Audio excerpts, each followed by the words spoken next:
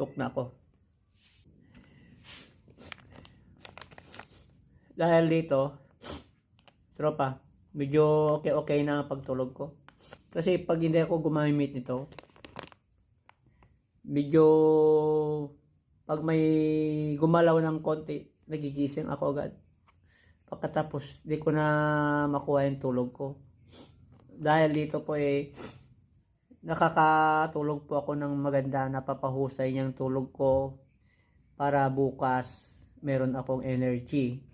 Pag kulang kasi tayo ng tulog, medyo masakit pa sa ulo, nagma-migraine ako pagkatapos dami kong kwan. Wala ako sa mood. Yan.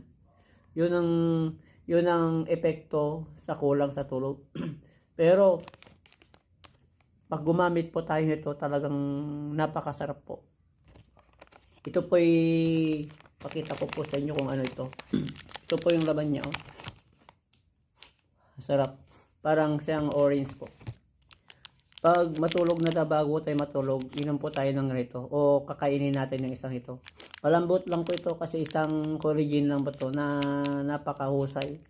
Yung isa lang, okay na po. Pinapahusay niya pa yung pagtulog natin. Napakamura lang po dito sa TikTok ang Wellspring Nighttime Beauty. Kung may insomnia ka, meron kang problema sa pagtulog, ito po yung recommend ko sa inyo. Wala pong side effect po ito dahil isang food supplement po ito. Pero mabisa po ito at pinapahusay niya po ang pagtulog. Nandyan po sa aking Yellow Basket, katropa. Kung gusto mo nito, try mo na. Napakamura lang naman dito sa TikTok.